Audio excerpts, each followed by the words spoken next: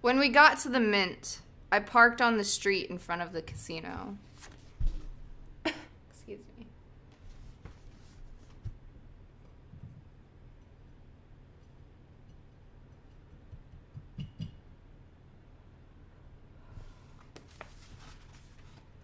When we got to the Mint, I parked on the street in front of the casino, around a corner from the parking lot. No point in risking a scene in the lobby. Neither one of us could pass for drunk.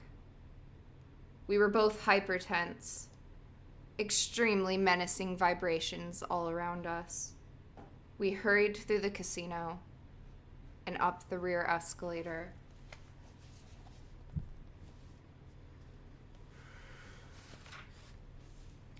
We made it to the room without meeting anybody, but the key wouldn't open the door.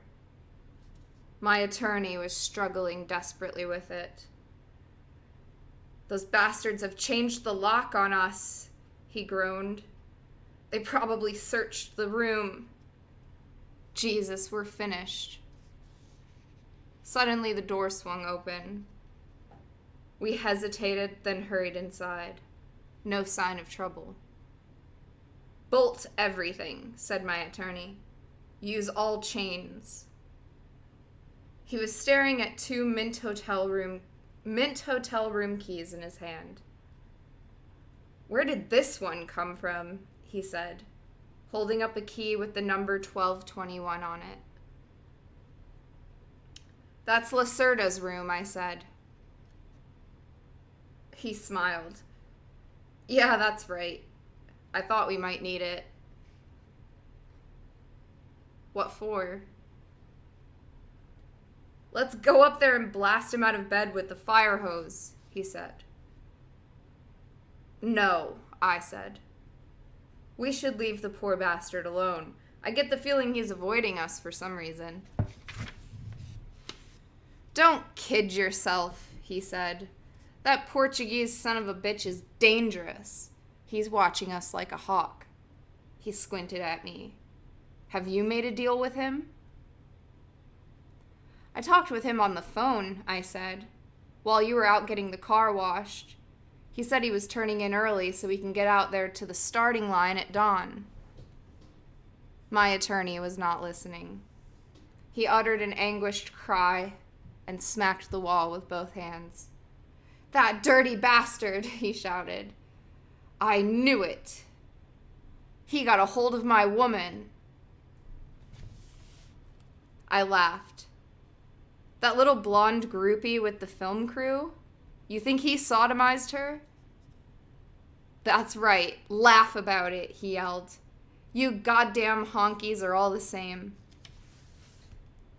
By this time, he'd opened a new bottle of tequila and was quaffing it down. Then he grabbed a grapefruit and sliced it in half with a Gerber Mini Magnum, a stainless steel hunting knife with a blade like a fresh-honed straight razor.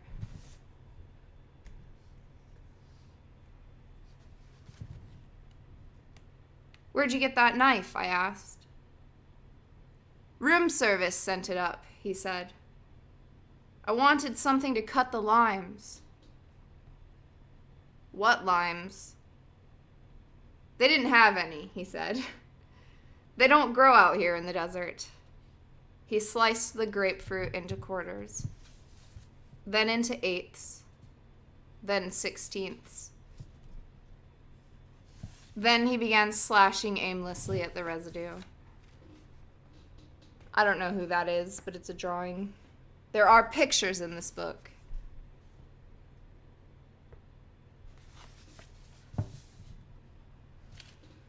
Then he began slashing aimlessly at the residue. "That dirty toad bastard," he groaned. "I knew I should have taken him out when I had the chance. Now he has her." I remembered the girl. We'd had a problem with her on the elevator a few hours earlier. My attorney had made a fool of himself. "You must be a writer," she said. "What class are you in?" "Class," he snapped. What the fuck do you mean? What do you ride? She asked with a quick smile. We're filming the race for a TV series. Maybe we can use you.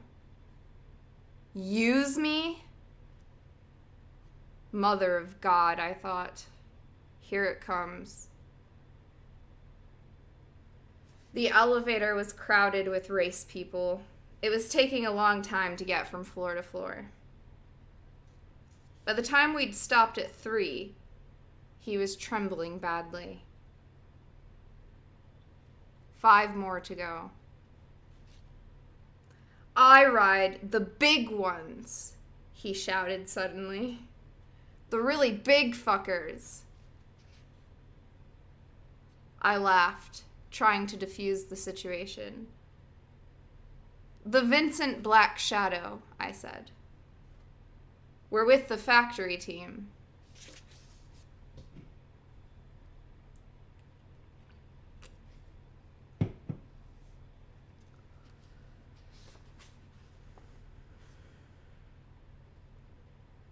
This brought a murmur of rude dissent from the crowd. Bullshit, somebody behind me murmured. Wait a minute, my attorney shouted, and then to the girl. Pardon me, lady, but I think there's some kind of ignorant chicken sucker in this car who needs his face cut open. He plunged his hand into the pocket of his black plastic jacket and turned to face the crowd of the people crowded into the rear of the elevator. You cheap, honky faggots, he snarled. Which one of you wants to get cut? I was watching the overhead floor indicator. The door opened at 7, but nobody moved. Dead silence. The door closed. Up to 8. Then, open again. Still no sound or movement from the crowded car. Just as the door began to close, I stepped off and grabbed his arm, jerking him out just in time. The door slid shut and the elevator light dinged. 9.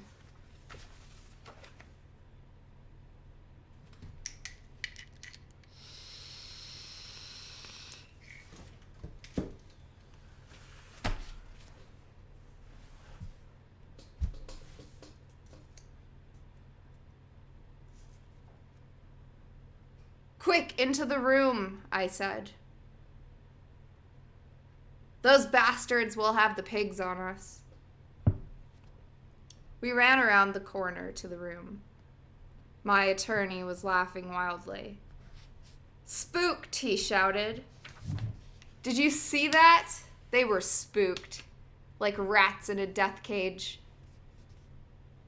Then, as we bolted the door behind us, he stopped laughing. God damn, he said. It's serious now. That girl understood. She fell in love with me.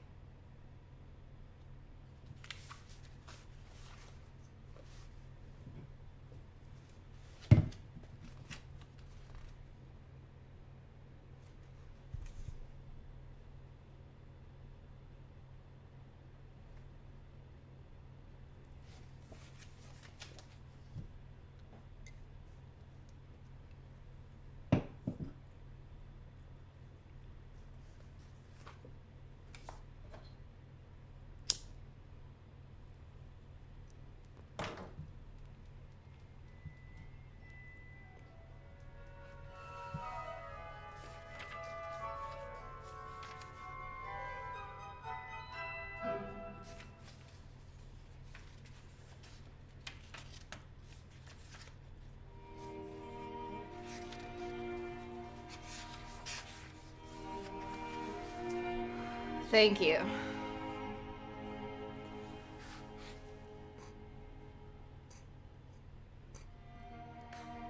Excuse me.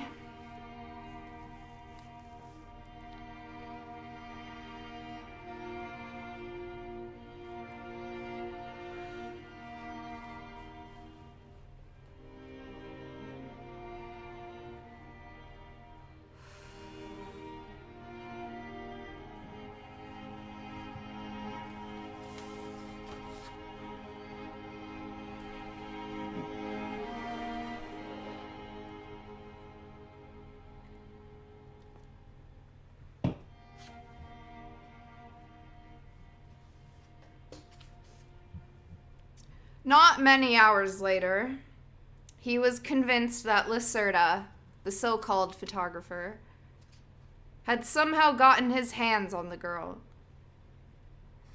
"Let's go up there and castrate that fucker," he said, waving his new knife around in quick circles in front of his teeth. "Did you put him onto her?" "Look," I said, "you'd better put that goddamn blade away and get your head straight. I have to put the car in the lot." I was backing slowly towards the door. One of the things you learn after years of dealing with drug people is that everything is serious.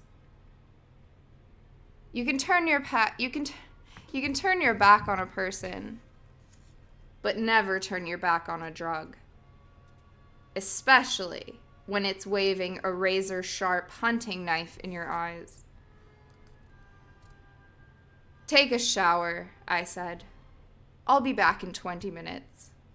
I left quickly, locking the door behind me and taking the key to Lacerda's room. The one my attorney had stolen earlier. That poor geek, I thought, as I hurried down the escalator.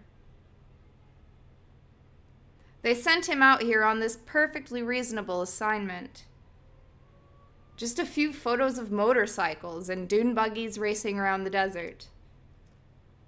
And now he was plunged, without realizing it, into the maw of some world beyond his ken. There was no way he could possibly understand what was happening.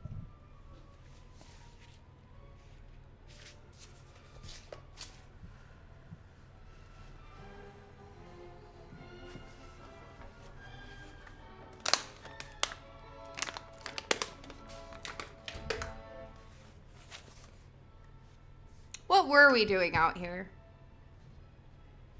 What was the meaning of this trip?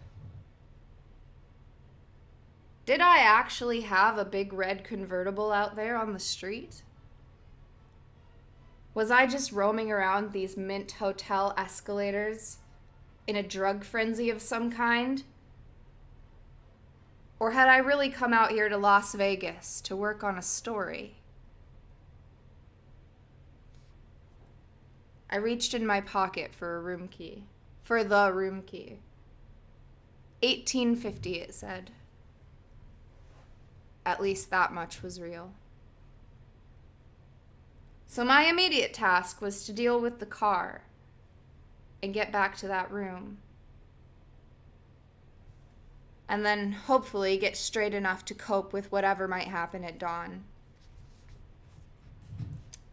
Now off the escalator and into the casino. Big crowds, still tight around the crap tables. Who are these people? These faces? Where do they come from? They look like caricatures of used car dealers from Dallas. But they're real. And sweet Jesus, there are a hell of a lot of them. Still screaming around these desert city crap tables at 4:30 on a Sunday morning. Still humping the American dream. That vision of the big winner. Somehow emerging from the last-minute pre-dawn chaos of a stale Vegas casino. Big strike in Silver City. Bet the dealer and go home rich. Beat the dealer and go home rich.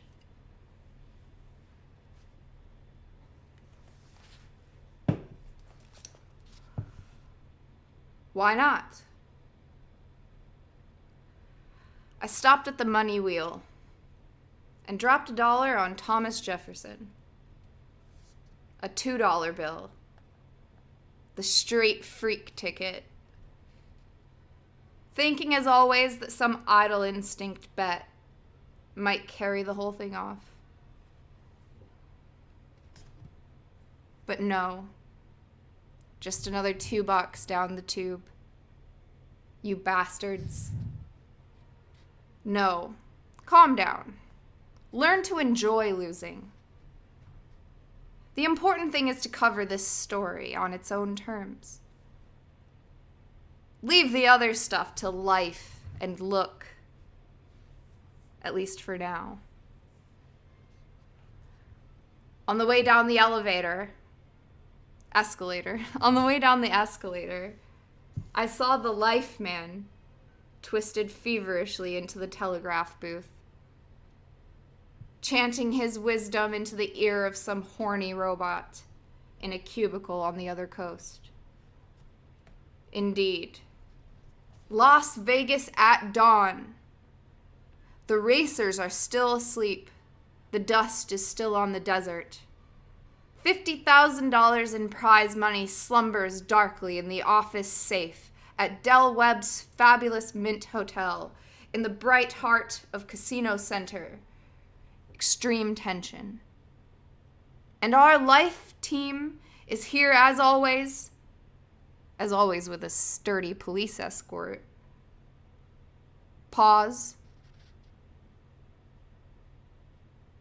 Yes, operator, the word was police. What else? This is, after all, a life special. The Red Shark was out on Fremont where I'd left it. I drove around to the garage and checked it in. Dr. Gonzo's car. No problem. And if any of our... Oh, God. This is so hard to read.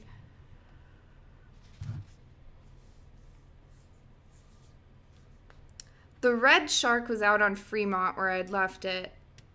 I drove around to the garage and checked it in. Dr. Gonzo's car. No problem. And if any of your men fall idle, we can use a total wax job before morning. Yes, of course. Just bill the room.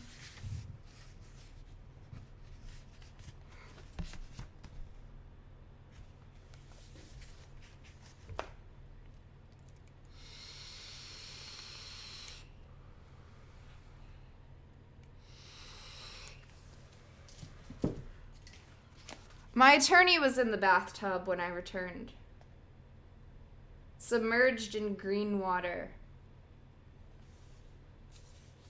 The oily product of some Japanese bath salts he'd picked up in the hotel gift shop, along with a new AM/FM radio plugged into the electric razor socket. Top volume.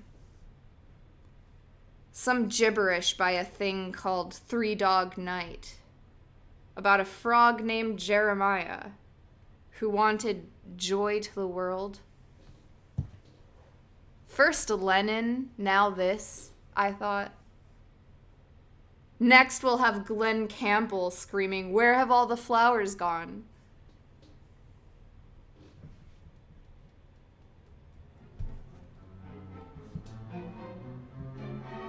Where indeed? No flowers in this town. Only carnivorous plants. I turned the volume down and noticed a hunk of chewed up white paper beside the radio.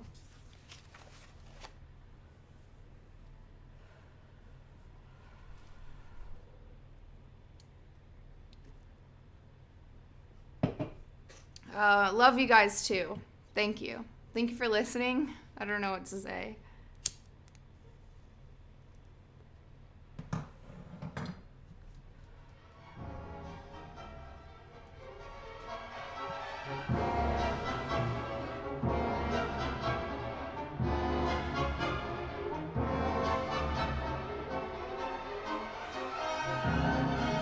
I bet, actually. What a fortuitous thing, you know? That reading happened to fall on Monday. I remember having a job, and Mondays, oh boy, do they suck. So isn't it great so that we can all get together and read on Monday?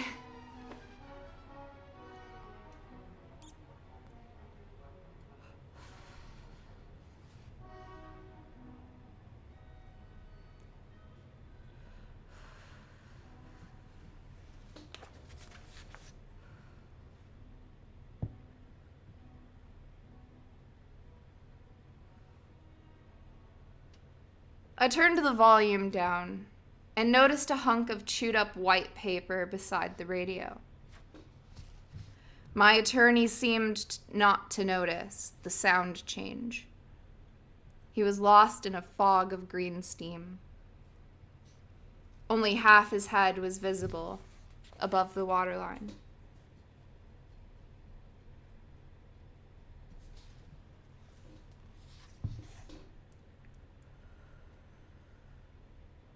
"You ate this?" I asked, holding up the white pad. He ignored me, but I knew. He would be very difficult to reach for the next 6 hours. The whole blotter was chewed up. "You evil son of a bitch," I said. "You better hope there's some Thorazine in that bag. Because if there's not, you're in for some bad trouble tomorrow." "Music!" he snarled. "Turn it up. Put that tape on." "What tape?" "The new one. It's right there." I picked up the radio and noticed that it was also a tape recorder. One of those things with a cassette unit built in. And the tape, surrealistic pillow, needed only to be flipped over. He had already gone through side one, at a volume that must have been audible in every room within a radius of 100 yards, walls and all. "White Rabbit," he said. "I want a rising sound." "You're doomed," I said. "I'm leaving here in 2 hours, and then they're going to come up here and beat the mortal shit out of you with big saps. Right there in the tub." "I dig my own graves," he said. "Green water and the White Rabbit. Put it on. Don't make me use this." His arm lashed out of the water, the hunting knife gripped in his fist.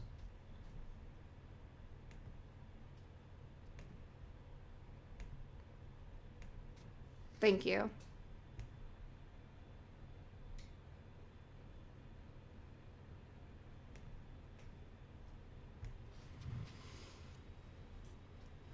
"Jesus," I muttered. And at that point, I figured he was beyond help. Lying there in the tub with a head full of acid and the sharpest knife I've ever seen, totally incapable of reason, demanding the White Rabbit. This is it, I thought. I've gone as far as I can with this waterhead. This time it's a suicide trip. This time he wants it. He's ready. "Okay," I said, turning the tape over and pushing the play button. "But do me one last favor, will you? Can you give me 2 hours? That's all I ask, just 2 hours to sleep before tomorrow. I suspect it's going to be a very difficult day." "Of course," he said. "I'm your attorney. I'll give you all the time you need at my normal rates. $45 an hour. But you'll be wanting a cushion. So why don't you lay on one of those $100 bills down there beside the radio and fuck off?" "How about a check?" I said. "On the Sawtooth National Bank. You won't need any ID to cash it here. Or there, sorry. You won't need any ID to oh, God, help. At the Sawtooth National Bank. You won't need any ID to cash it there. They know me." "Whatever's right," he said, beginning to jerk with the music. The bathroom was like the inside of a huge defective woofer. Heinous vibrations, overwhelming sound. The floor was full of water. I moved the radio as far from the tub as it would go. Then I left and closed the door behind me. I don't know about copyright with books, but I'm pretty sure this is safe.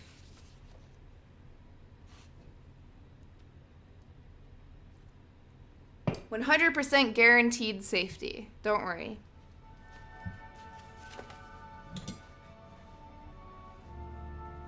It's in the public domain. Come on, bro. Just a reminder that if you know that Winnie the Pooh is in the public domain this year, make sure you don't put a red shirt on him. Because that still belongs to Disney.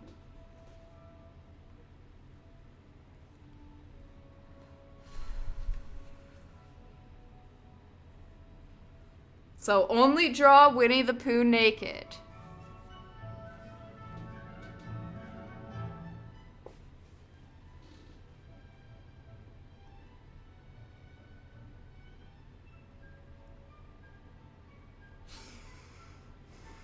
Way ahead of you. Oops.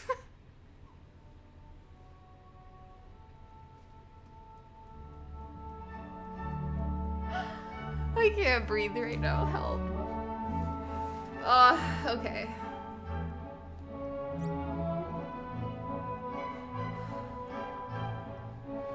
My Winnie, where's Mickey ears?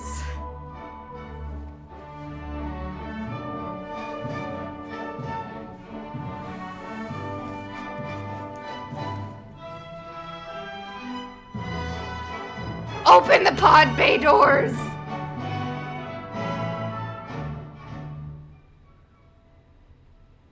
I want this chapter to be over. I was like, the next chapter's like 4 pages, so I guess we'll just read longer next week.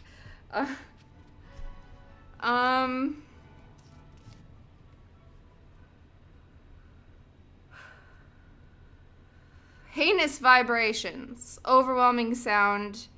The floor was full of water. I moved the radio as far from the tub as it would go. Then I left and closed the door behind me. Within seconds, he was shouting at me. "Help! You bastard! I need help!" I rushed back inside, thinking he'd sliced off an ear by accident. But no. He was reaching across the bathroom towards the white Formica shelf where the radio was at. I'm gonna throw this book across the room. Okay. He was reaching for the radio.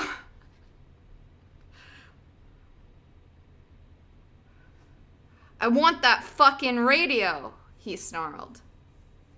I grabbed it away from his hand. "You fool," I said. "Get back in that tub. Get away from that goddamn radio." I shoved it back from his hand.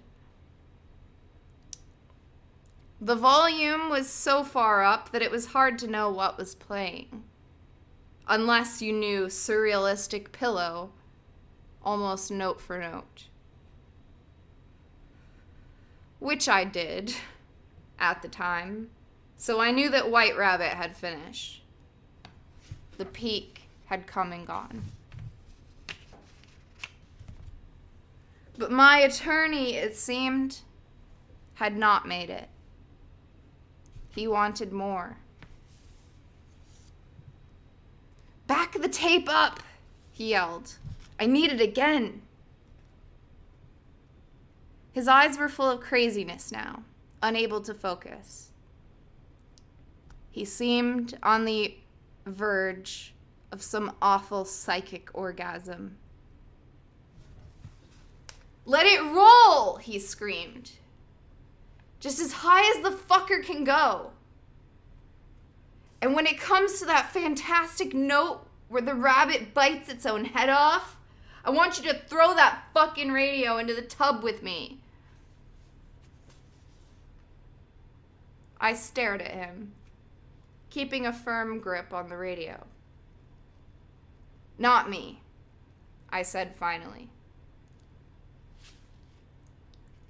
I'd be happy to ram a goddamn 440-volt cattle prod into that tub with you right now, but not this radio. It would blast you right through the wall. Stone dead in 10 seconds. I laughed. Shit, they'd make me explain it. Drag me down to some rotten coroner's inquest and grill me about it. Yes, the exact details.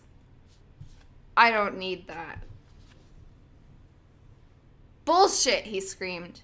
Just tell them I wanted to get higher.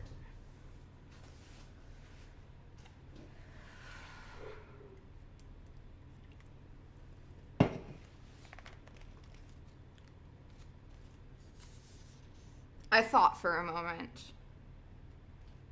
Okay, I said finally. You're right. This is probably the only solution.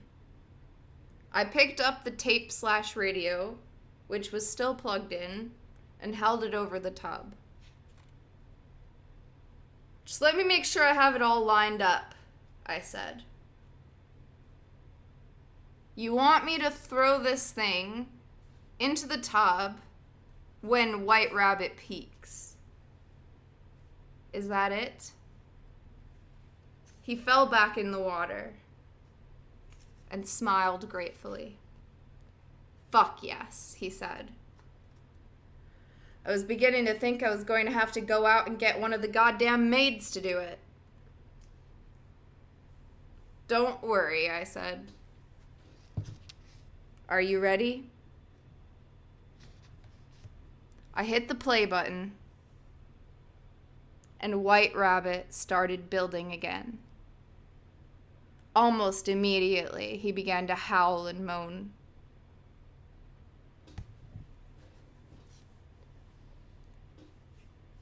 Another fast run up that mountain,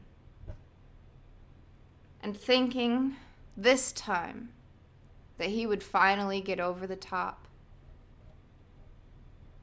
His eyes were gripped shut, and only his head and both his kneecaps poked up through the oily green water. I let the song build while I sorted through the pile of fat, ripe grapefruit next to the basin.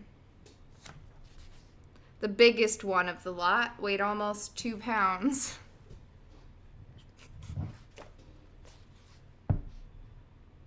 I got a good Vita Blue fastball grip on the fucker, and just as White Rabbit peaked, I lashed it into the tub like a cannonball. My attorney screamed crazily, thrashing around in the tub like a shark after meat, churning water all over the floor as he struggled to get a hold of something. I jerked the AC cord out of the tape/radio and moved out of the bathroom very quickly.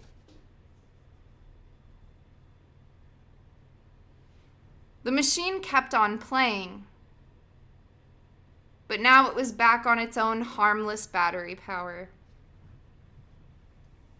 I could hear the beat cooling down as I moved across the room to my kit bag and fetched up the mace can.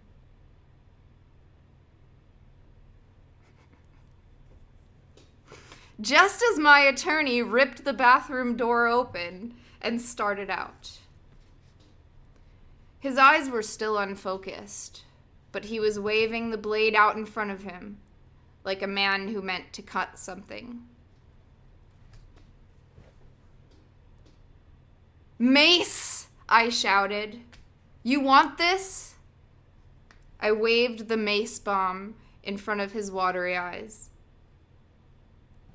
He stopped. You bastard, he hissed. You'd do that, wouldn't you? I laughed, still waving the bomb at him. Why worry? You'll like it. Shit, there's nothing in the world like a mace high. 45 minutes on your knees in the dry heaves, gasping for breath, it'll calm you right down. He stared in my general direction, trying to focus. You cheap, honky son of a bitch, he muttered. You'd do it, wouldn't you? Why not?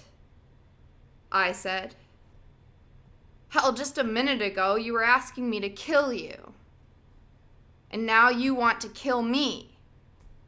What should I do, goddammit? Call the police? Oh, what I should do, goddammit, is call the police. He sagged. The cops? I nodded. Yeah, there's no choice. I wouldn't dare go to sleep with you wandering around in this condition, with a head full of acid and wanting to slice me up with that goddamn knife. He rolled his eyes for a moment, then tried to smile. Who said anything about slicing you up? He mumbled. I just wanted to carve a little Z into your forehead. Nothing serious. He shrugged and reached for his cigarette on top of the TV set.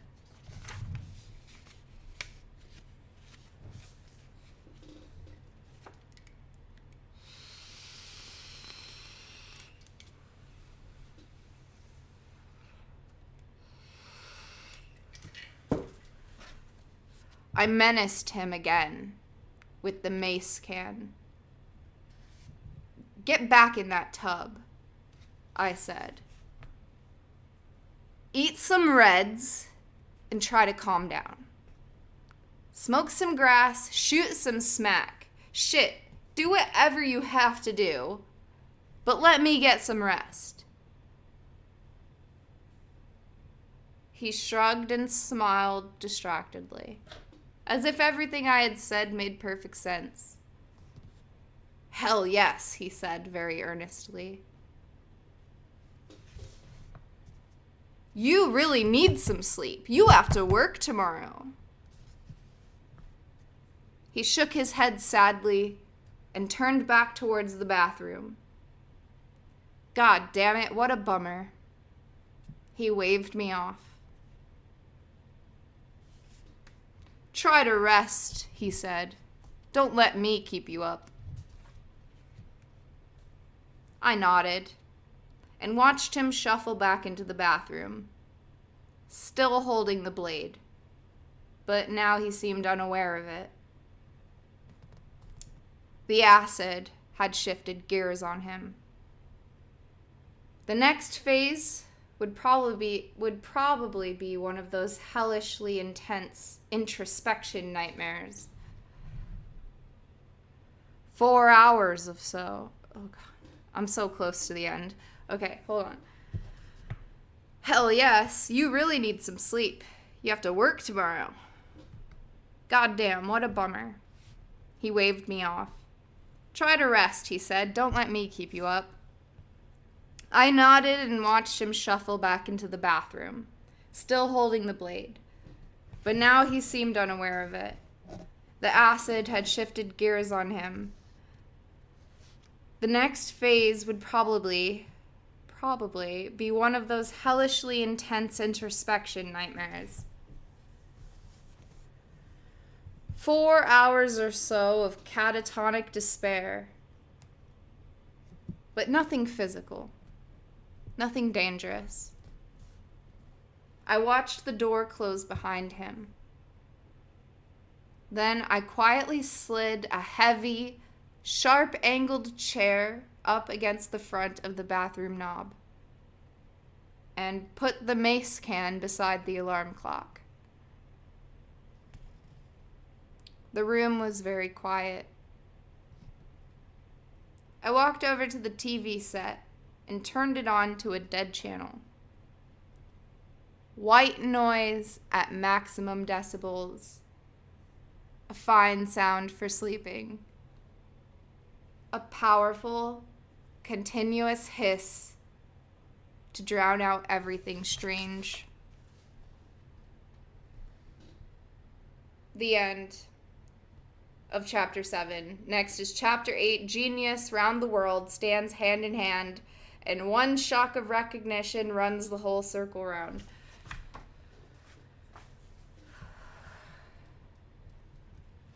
Thank you.